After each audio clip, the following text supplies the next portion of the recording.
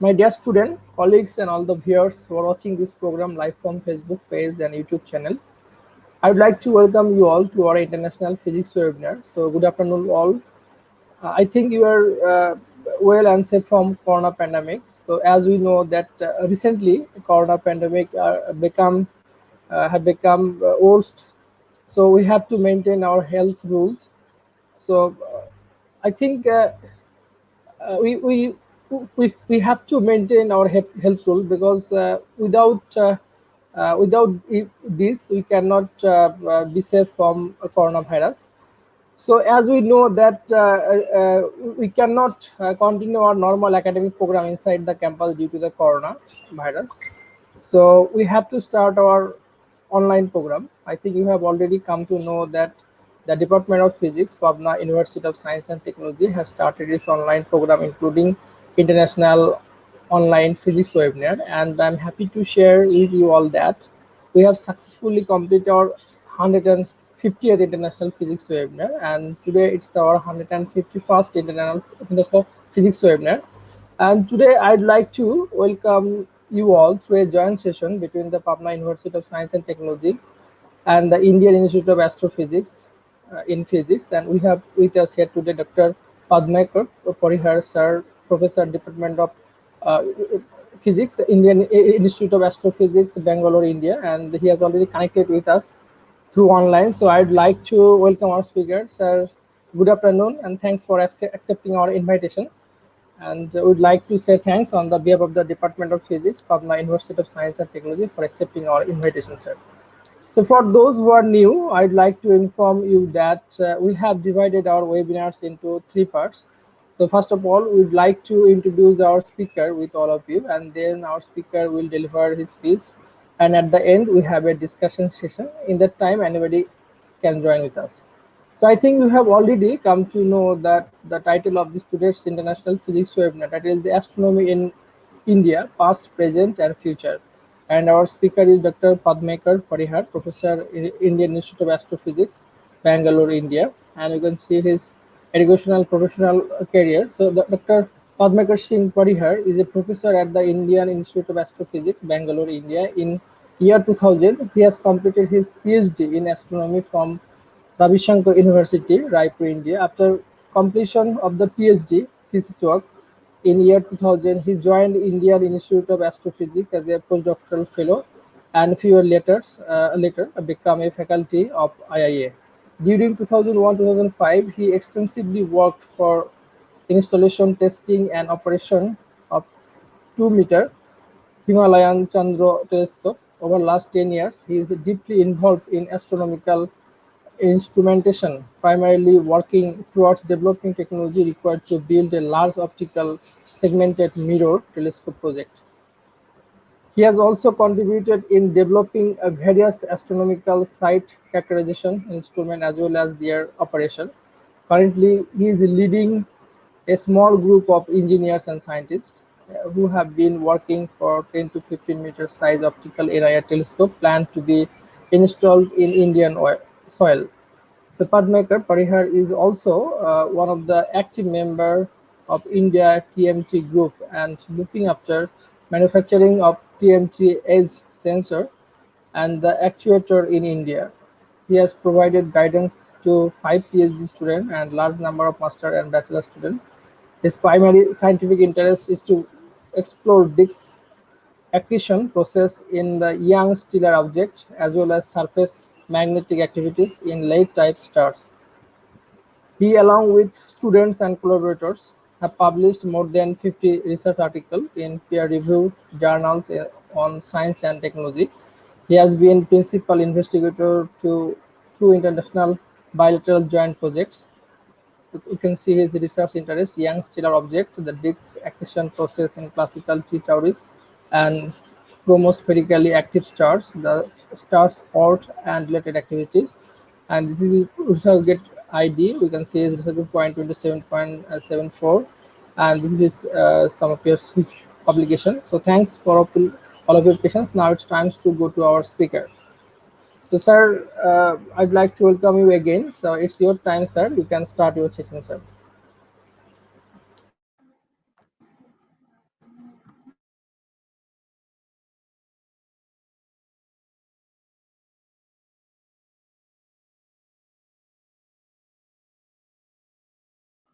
Uh, okay.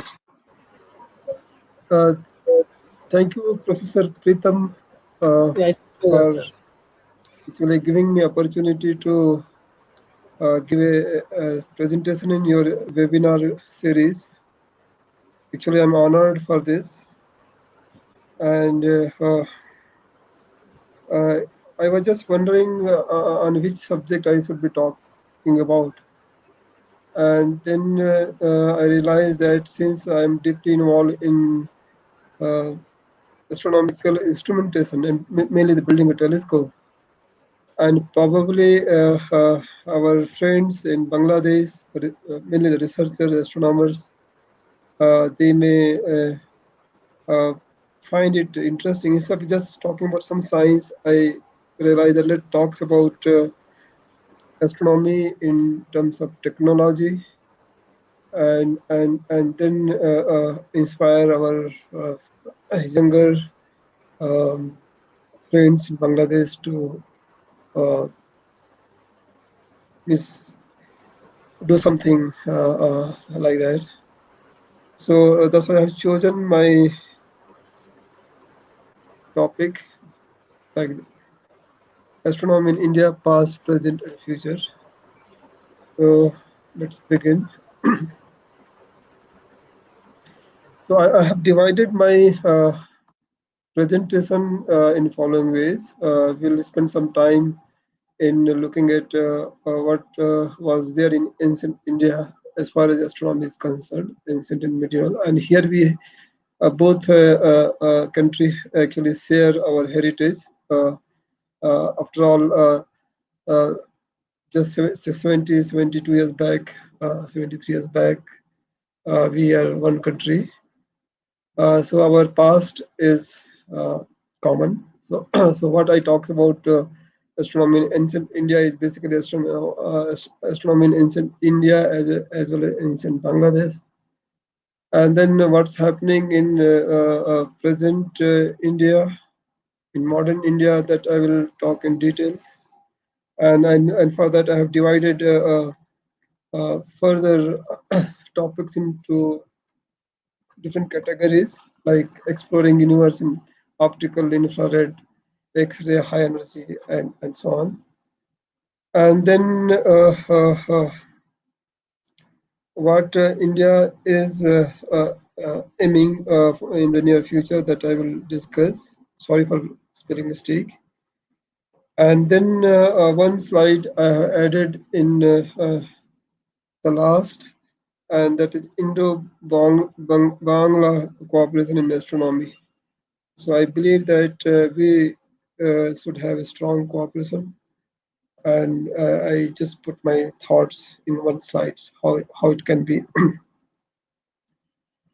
So astronomy is not a new subject as far as Indian continent is concerned. And if you look back, then it looks like uh, almost 1,000 years BC, our ancestors were well versed with astronomy. And not only that, they were very fond of astronomy. And that can be actually seen in this sloka, which is written in Sanskrit. I have actually given in a Roman uh, English. Uh, so it says Yatha Sikha Mayuranam Naganam Maniyo Tatha Tadvad Vedang Sastranam Jyotisam Vardhana Sthitam. And the meaning is that the Jyotish astronomy is the best, and it is so beautiful, so interesting, like Sikha of a Mayur. So they have actually highly regarded astronomy, and it was placed at the top of all sastras in the Vedic and post-Vedic era. And I thought of including one more slide. Then because of fear that it will be too much, I have actually just left that slide, and which talks about many great astronomers, mathematicians, what this uh, land has actually produced. Only one slide on medieval astronomy, and that is uh,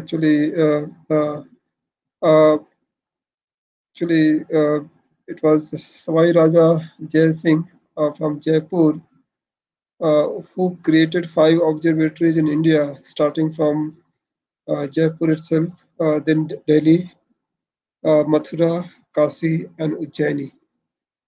And he actually never used modern telescope in the sense whatever telescope we see. And instead of that, he followed the tradition of um, mm, the oldest fashion. And mainly he inspired by Ulugh Observatory. Ulugh Observatory was in Uzbekistan, Tashkent, and he was very fond of Ulugh Observatory, and many instruments were similar. What was there in Ulugh Observatory? So one photographs you can see over here. This is actually a photo of Sawai Raja Jasing's observatory in Jaipur, and the one which is there in Delhi is much bigger than this one. And these are different instruments. Not they are not telescope, but they are different kind of instruments which were used mainly for keeping the time, as well as measuring position of planets, stars, and so on. Working in these gigantic instruments was a really difficult task, but they used to work regularly.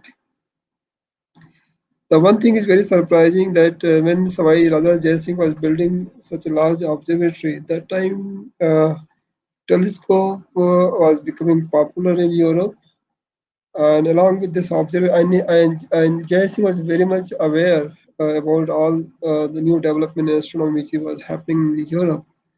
And in fact, he sent many of his scholars in Europe to mainly look at the architectures, not the science.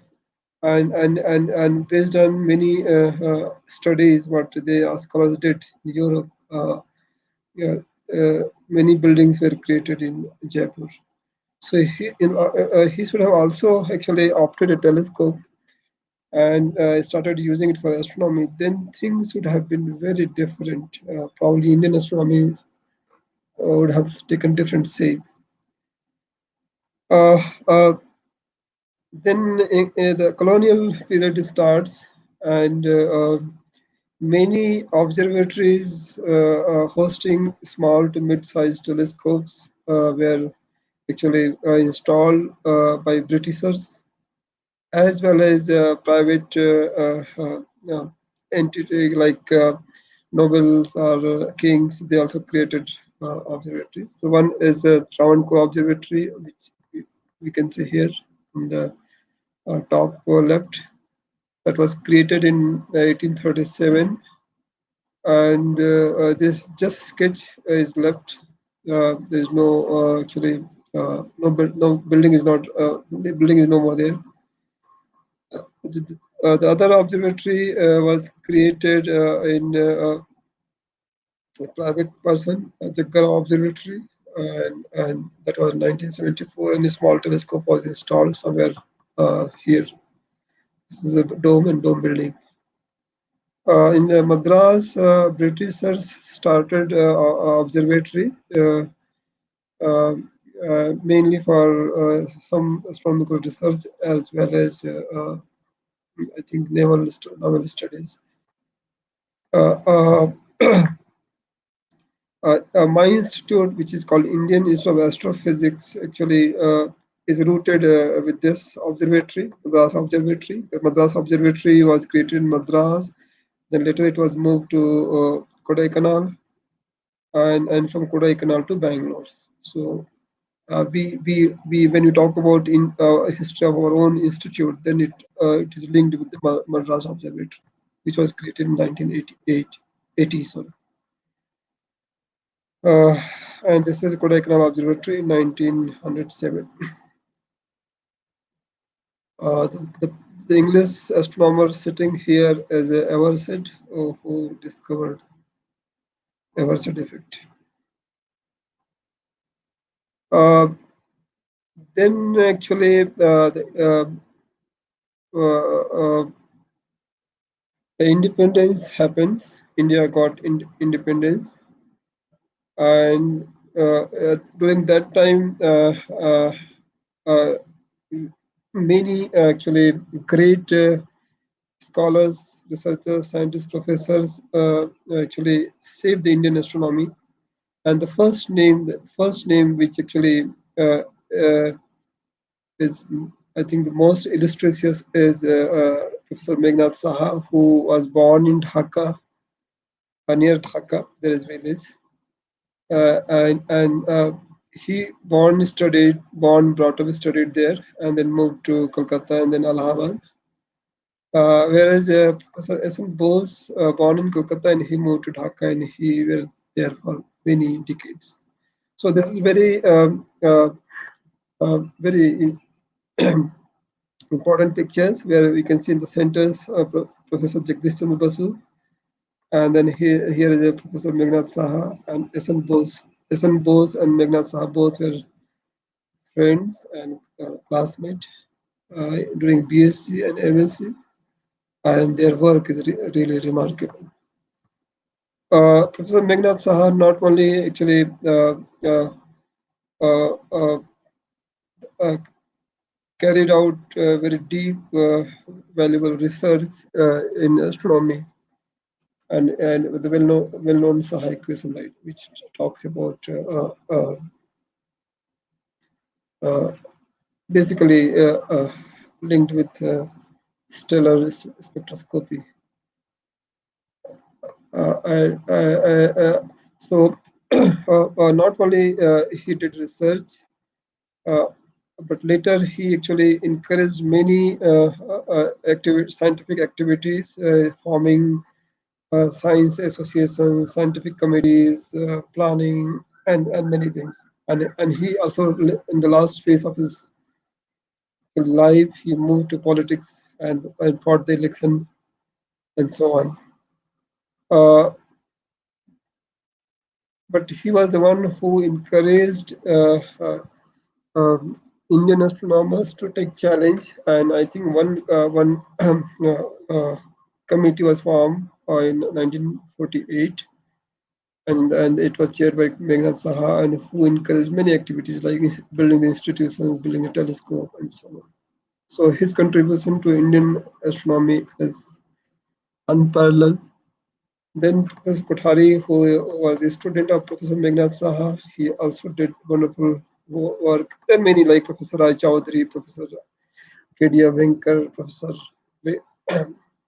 Venkatraman Radhakrishnan, who was son of Sir C.V. Raman. And all they are actually uh, uh, contributed enormously to Indian astronomy. But the contribution made by these three great pioneers are really unmatched. And the one is you can say, you can tell all, you can think of they are father of various discipline of astronomy, like for example, optical astronomy. Optical astronomy, what is there now in India, is actually initiated by Professor Venu Bapu in 60s. So he can be considered a father of optical astronomy in India.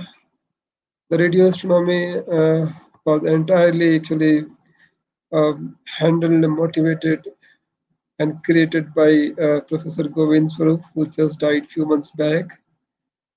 And Professor Nalikar is another great astrophysicist who is very much alive, and not only astrophysicist, he spent his lot of time in popularizing astronomy. So these three are really uh, uh, pioneer in each of their fields and immensely contributed to Indian astronomy. The Indian astronomy community is quite large, and this is one of the photographs which was taken in 2018, 19, sorry, 2019, in one of Astronomical Society meeting, so Astronomical Society of India meetings, and the crowd, what we can say, is just one third or one fourth of the whole community, because gathering all in one place is difficult. So, though I don't have very authentic information, but we have around 400 plus astronomers in India, and 2 to 300 students, as well as postdocs, and 30, 100 plus engineers. So altogether, the community would be around 1,000 at present. And if you compare to other countries like US, or European countries, or even China or Korea, then our number is quite small. Not the Korea, but of course the China. We can compare with China. There are many dedicated research institutions built for created for astronomy, and a few of them are here. Around 10 to 12 institutions are actually doing front-end research in astronomy. And not only these dedicated institutions, but there are many actually IITs and ICES and ISCs created during last few decades, and you can find many researchers, astronomers working in these institutions as a faculty. Indian astronomical community is not so big, but it is spread all over discipline of astronomy, like starting from radio to high energy. I will explain in the next slide what it means, radio to high energy.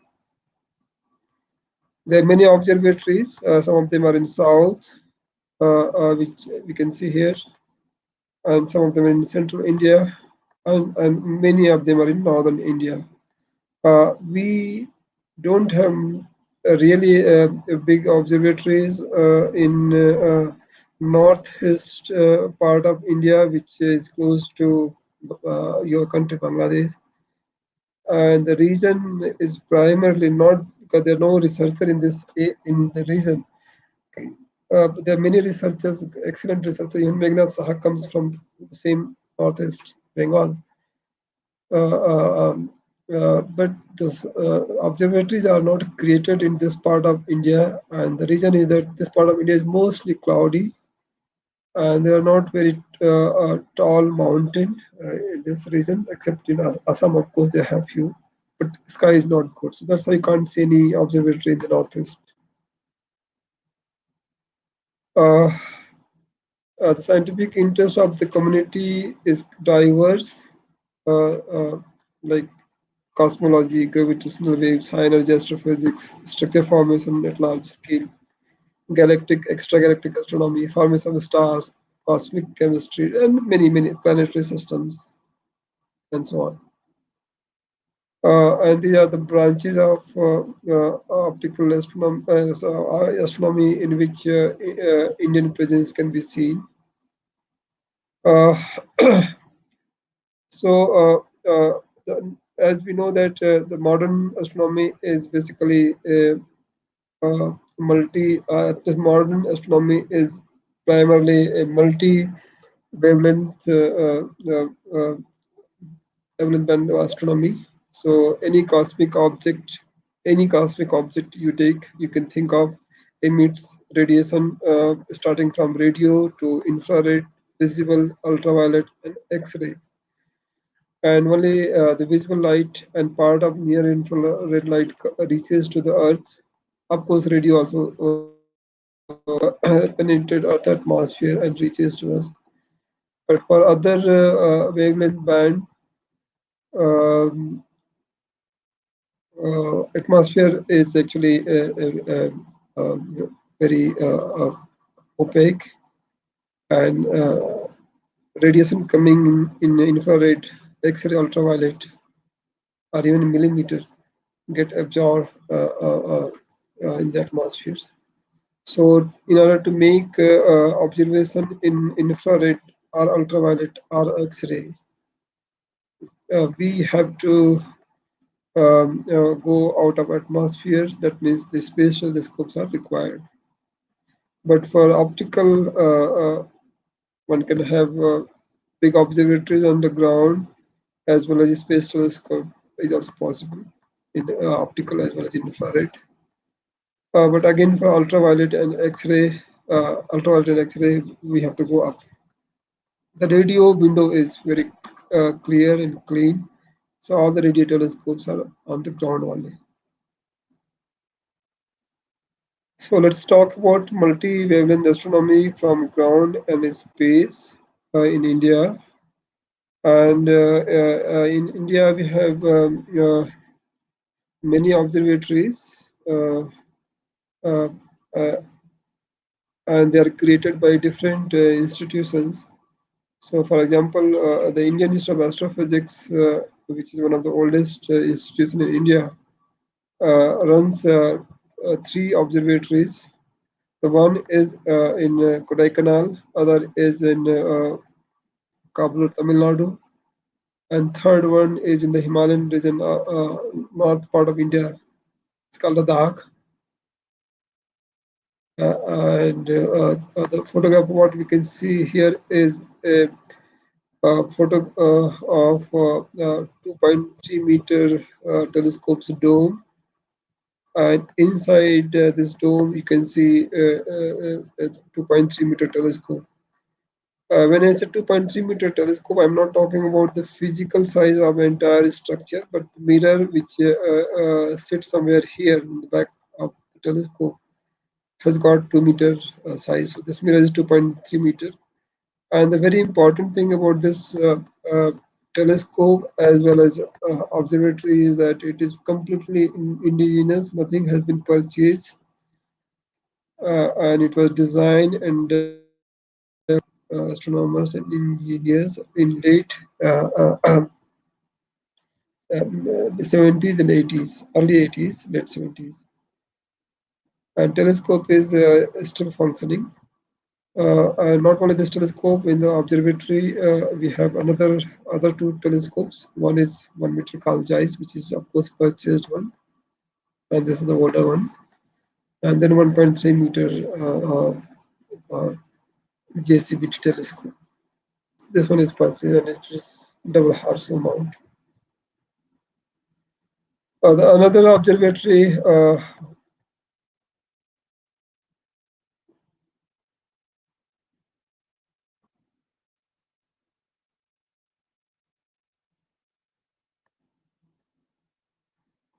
Okay, another observatory. Uh, Professor Pitam, are you hearing me? It's okay. We can hear you. Okay, okay. No, I was wondering because this is like almost monologue. So, okay, please remind me when you have any Yeah, of trouble. course, of course. Okay, right, right. So this is another observatory established by Indian Institute of Astrophysics, uh, which is my institution in Bangalore. And the observatory is in Himalayan region called Ladakh. And the altitude of this place is 4,500 meters.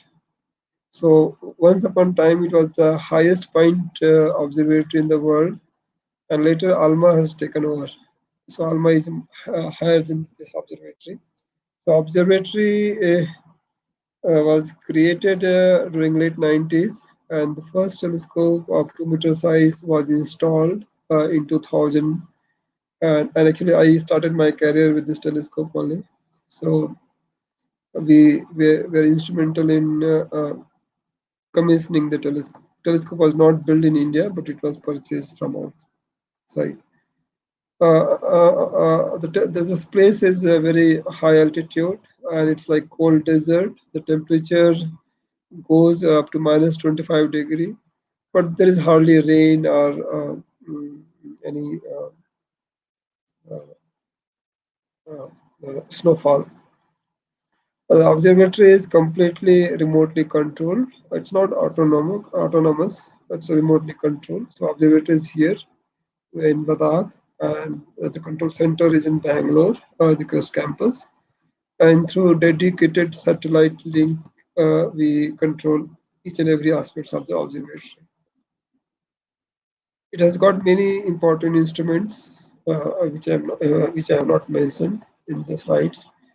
But we have optical instruments like FAST or near IR instrument or high resolution spectrograph. Yes. Now, actually, the India's largest telescope is no more with Indian Institute of Astrophysics. Now, ARIES, which is another institution in northern India, in Uttarakhand, Uttaranchal, is Aryabhat Research Institute, Astronomy and and Atmospheric Science. And you can see this is the building of the this is the main building of the ARIES. And there are a few domes which host small size telescope. So this is in Nainital, uh, but they have actually identified another site which is around 30-40 kilometers from Nainital toward Himalayan range. And this place is called Devasthal. And recently, a 3.6 meter size telescope, which is shown here, is installed in this building. And at present, India's largest telescope is 3.6 meters. And they have another small telescope, this which is housed here in the sliding enclosure. Another very actually interesting telescope or special telescope has been housed in this building, and that is called uh, International Liquid Mirror Telescope. So this telescope is not using any solid glass-based mirror, which is well polished or figured, but instead of using a solid mirror. Liquid mercury is actually poured in this container, and then container actually uh, rotates with high speed, and then it forms a 4 meter size parabolic mirror. So parabolic mirror is created instantaneously by rotating this liquid, which is mercury, and then you have a secondary is one here. Okay, so liquid mirror will be in this container, and when you rotate, this becomes a parabolic shape, and then light coming from distant object will fall and then get reflected and goes to the secondary. There's no secondary, sorry, this is not secondary, this is actually prime focus where there are few correcting lenses and the detector. Telescope will not move, it is stationary, so it's called transiting telescope. And whenever object comes in the field of view of this telescope, which is looking toward zenith, toward the top of the sky, objects actually comes in the field of the telescope, and then it is observed. So it will only work in the belt of the sky, not entire sky. This telescope is just commissioned, and it is a special kind of telescope. It's developed by uh, collaboration between India and Belgium. One more observatory is created exclusively for Indian universities, and that is by IUCA, which is Inter-University Center for Astronomy and Astrophysics in Pune, and it is new and very rapidly progressing institute in India, and they have created this new observatory in Giravali, and it hosts 2 meter size telescope, which is shown over here. This telescope will have soon adaptive optics, is developed by one professor here who is going to an observatory, is Professor Ram Prakash. So, well-known scientist and technical person in India. So adaptive optics basically corrects atmospheric turbulence and provide very high quality images. And it is an add-on to any telescope, but complex system. Other observatory we have, which is actually run by um, Physical Research Laboratory Ahmedabad, and the observatory is in Guru Shikhar, Mount Abu. Uh, so earlier they have only 1.2 meter size telescope that was built by ISRO sometime in 80s, late 80s. But recently they have got another 2.5 meter size optical near telescope, which is shown here, and it is being installed in this new building. The new. So this is newly added 2.5 meter telescope in India. It will have varieties of instruments which are being developed by scientists at Physical Research Laboratory Ahmedabad. These are some instruments which the Indian community has built either independently or with some collaboration. And this spectrometry camera built by TFR with some collaboration with Institute of Astrophysics in Hawaii. This is a high resolution spectrograph built by my institute with some collaboration with New Zealand. And this is very sophisticated, complex instrument which is being developed at IUCA by Professor Ram Prakash. It is called DOTIF. It is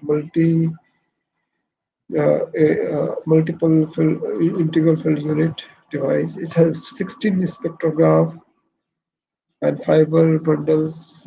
Fiber bundle are positioned by robots and so on. So it's a really complex system which is getting ready, and it will be installed into 3.6 meter telescope. So that's about optical ground-based telescope what we have in India. And I just mentioned the bigger facilities, but there are many small telescopes scattered here and there, which I have just ignored in my presentation. Another a very important branch which really prospered and developed in India is the radio telescope. And as I mentioned in my previous slides, that it was Professor Govind Sarup uh, who actually generated many facilities as well as the community.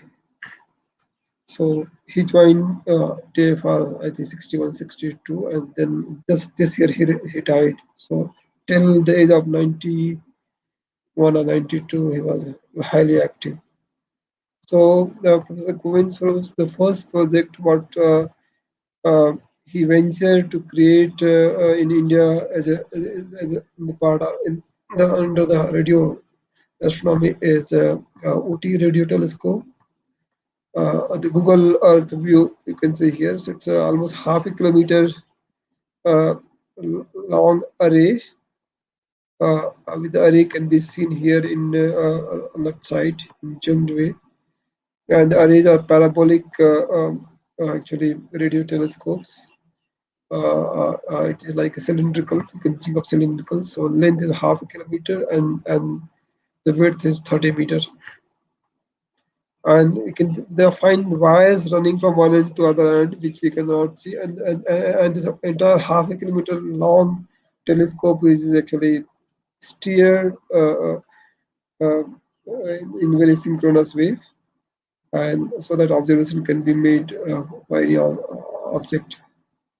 And it uses natural slope of the Mount Abu, and this is basically equatorial telescope. Natural telescopes only one axis, which is actually East-west R axis is rotating. The other axis is actually fixed, and the slope of the mountain provide natural actually platform for the telescope. These are the villages around the telescope, and telescope is located at 2,400 meter tall mountain, OT. This is another large radio telescope which was built by my institute as well as RRI, Raman Research Institute, and this is used for so its length is 2 kilometer,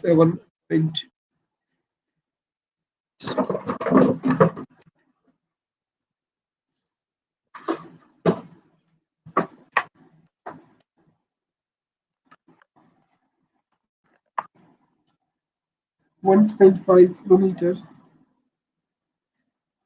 1.5 or 1.4 kilometers, and these are dipolar antennas.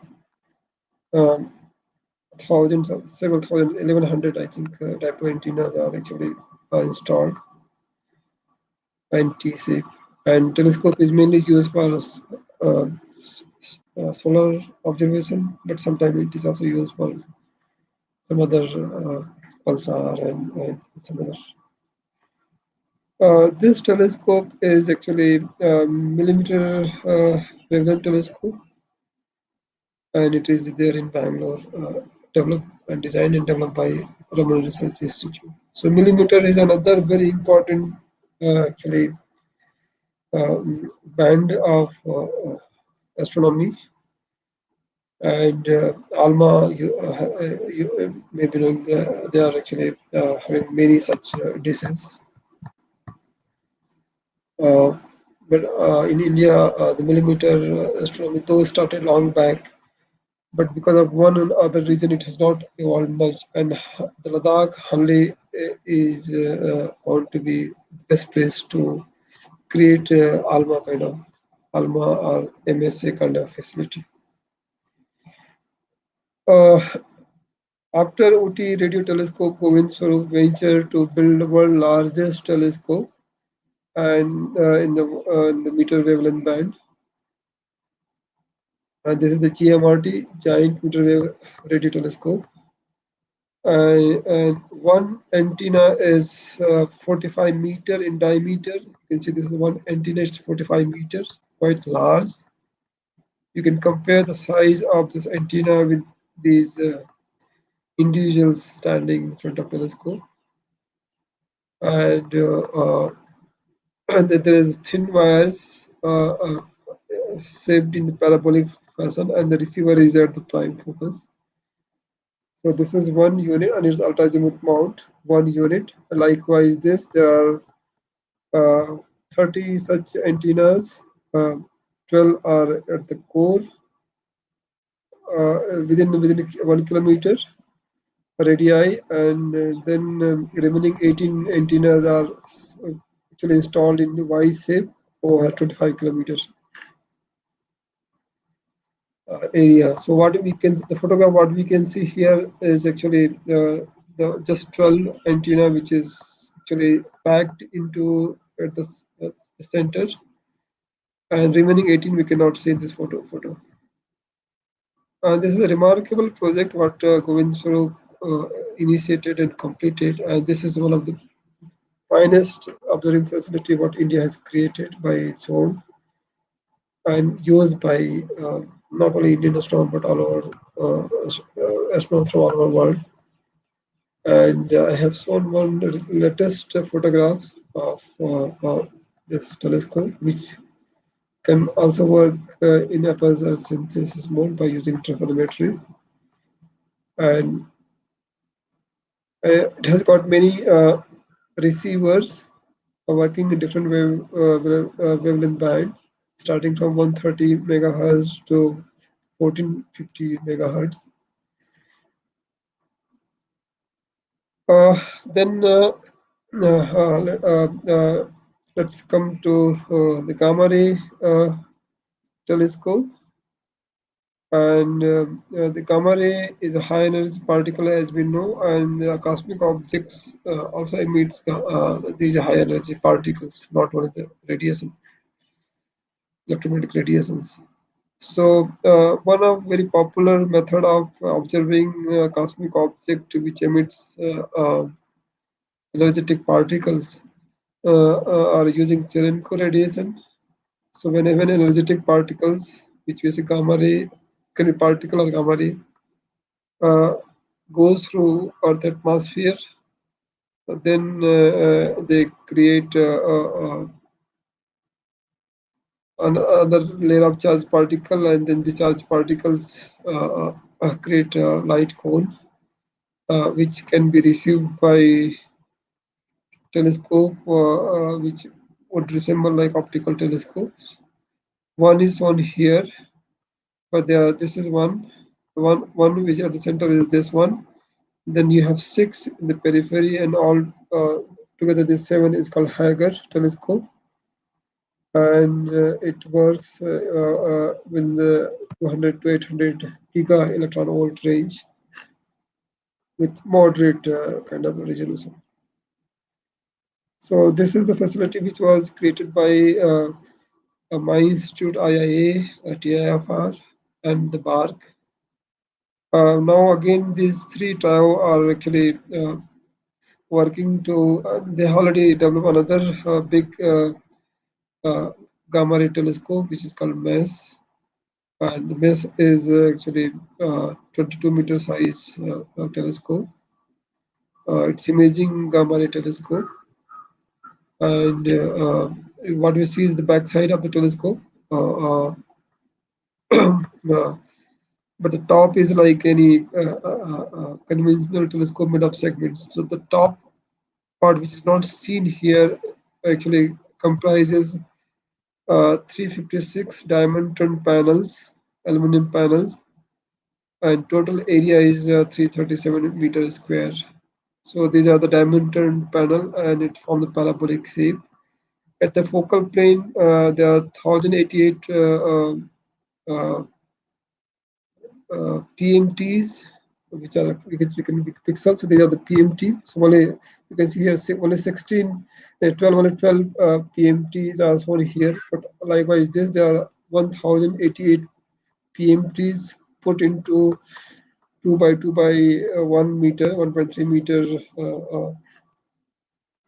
cube, and that form a camera, imaging camera of this MES telescope. Telescope is ready. It is going through some initial commissioning and testing with the Ladakh Hanley, where you have 2 meter size telescope. Uh, Astronomy from space through IR, as I mentioned in the beginning, that IR or X-ray or ultraviolet requires a space program, and well before the satellite, the TIFR group started launching balloon, uh, which can actually carry telescope of large size. This is one telescope, IR telescope. You can see here, infrared telescope, which is actually launched by the balloon, and it goes 35 to 45 kilometers in the atmosphere, and then it makes observations in infrared, starting from 1020 micron to 150 micron, I suppose. And the balloon launch facility is in Hyderabad. It is uh,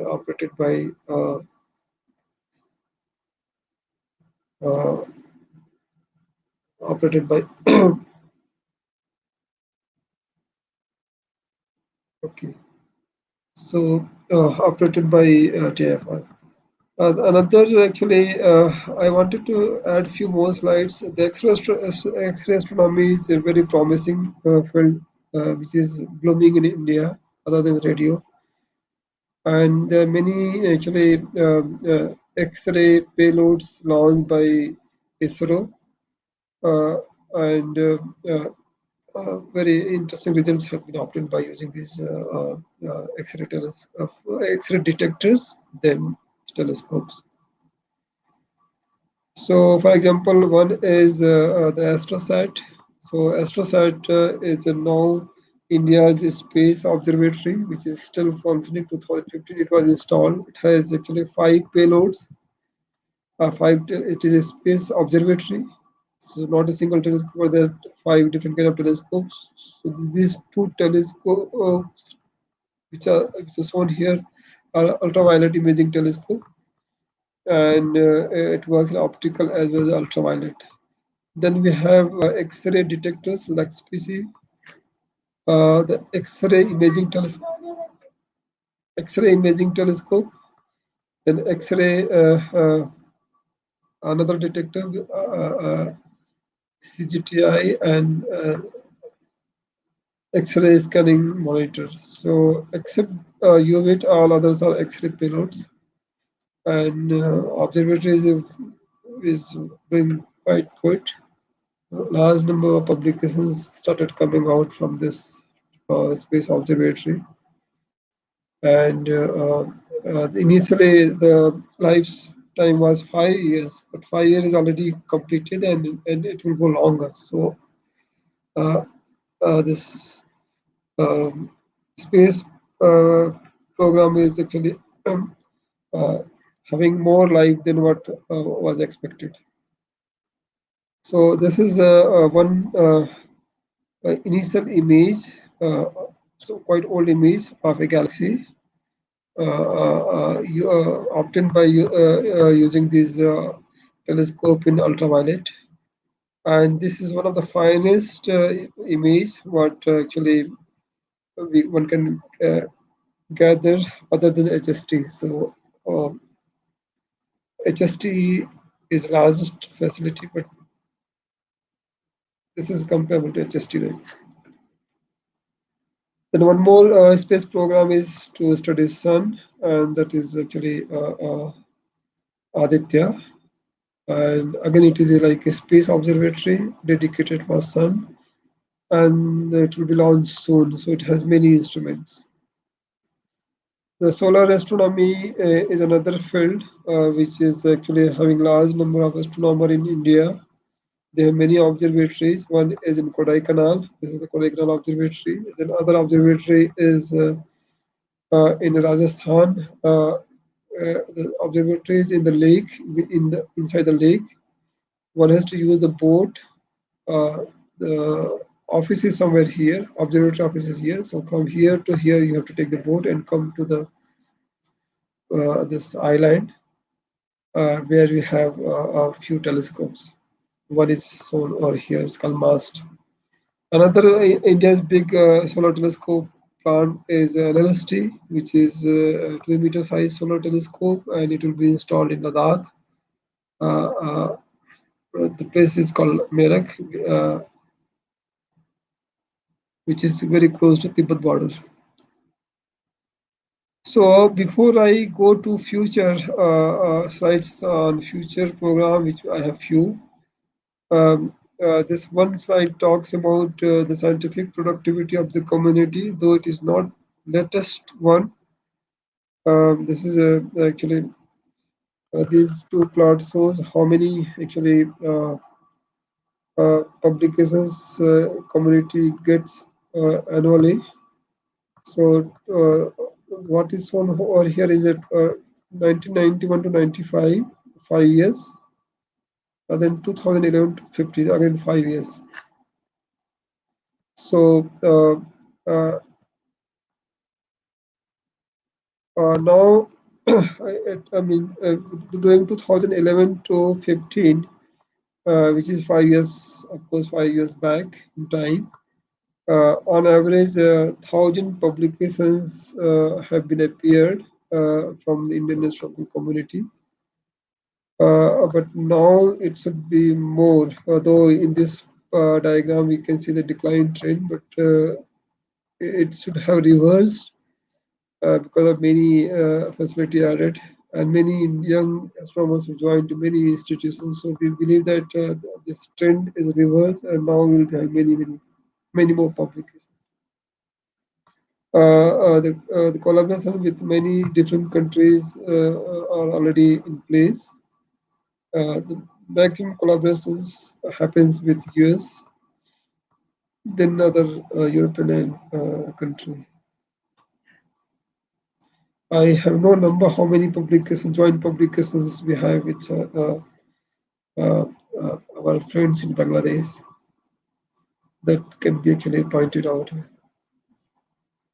The future of Indian astronomy, India is actually actively involved in building larger facility for their future. And one is becoming partner to 30-meter telescope project. The 30-meter telescope project is an international project uh, in which partners are United States, Canada, Japan, China, and India. So these five countries are together building a world's second largest telescope, which will have mirror of 30 meters in size, and this is a segmented mirror telescope. And the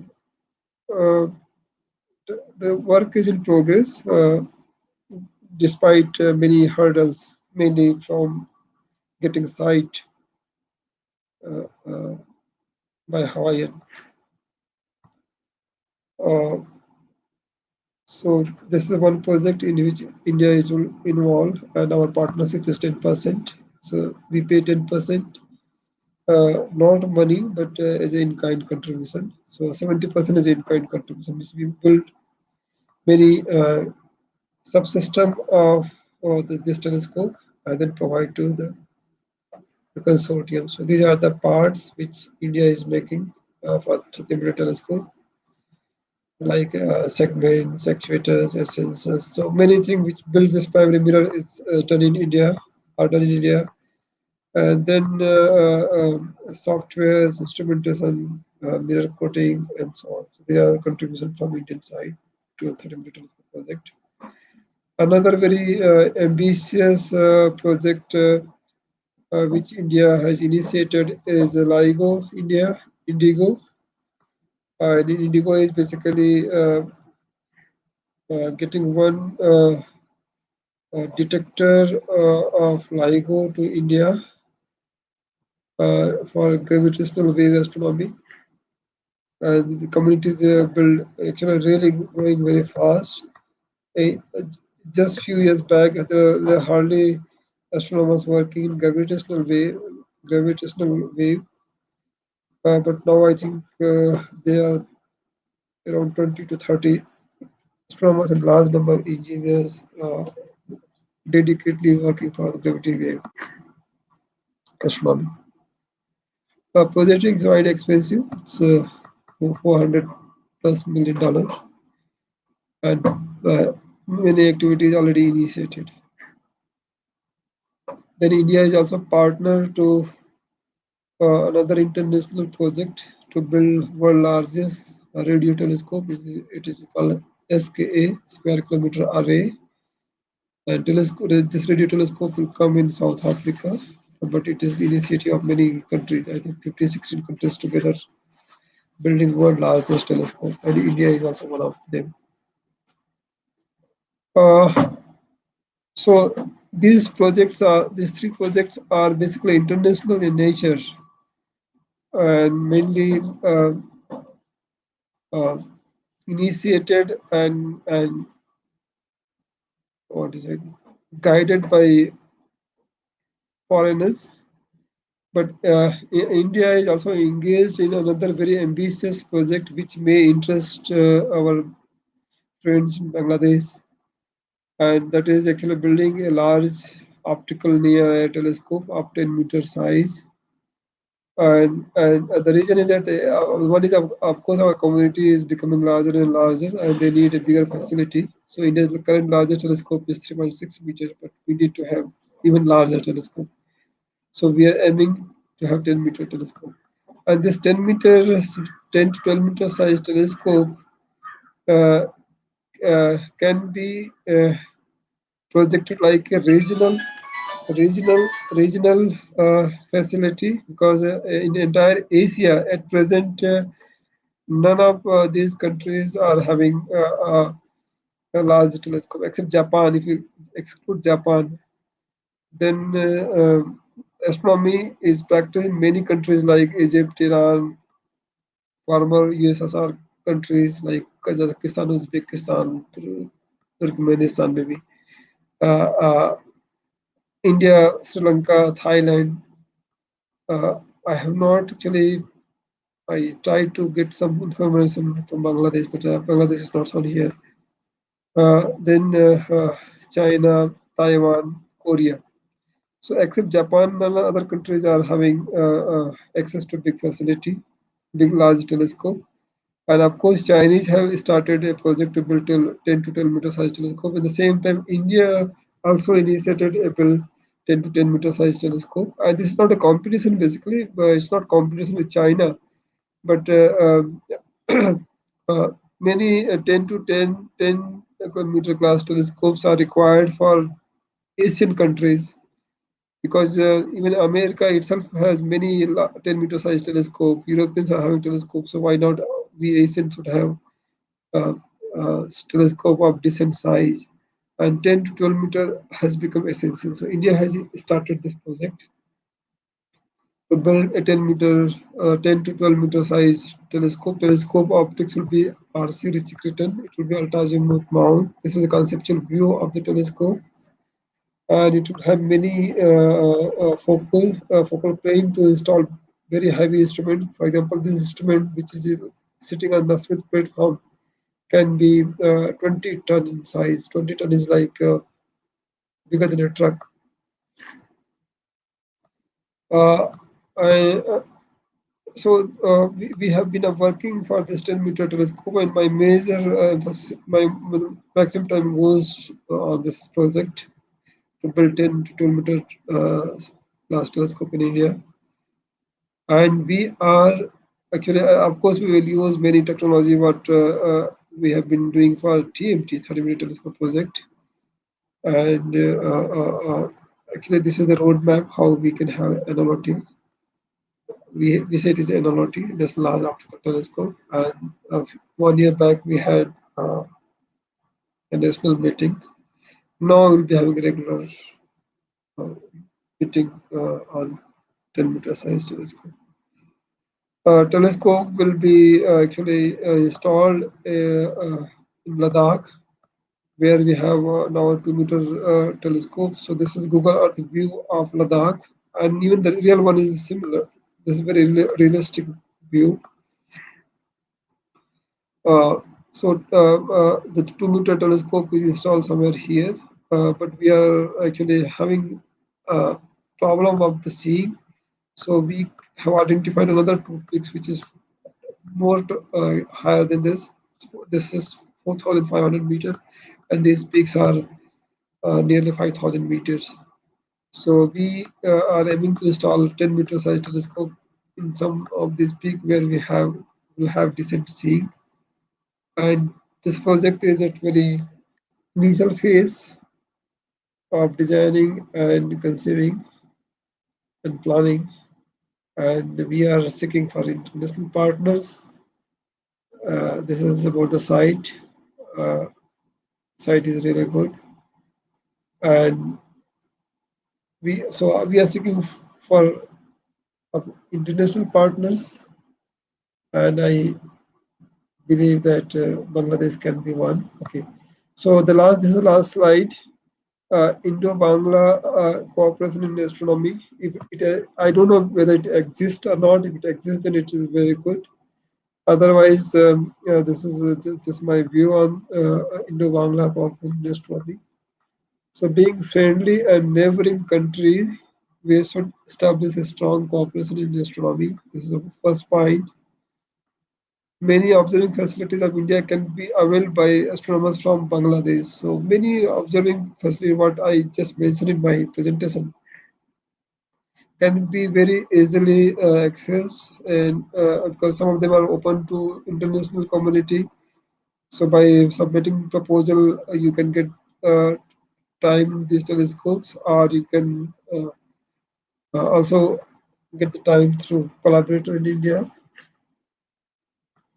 Other thing, what I feel is, if my understanding is correct, then at present there is no mid to big size telescope in Bangladesh.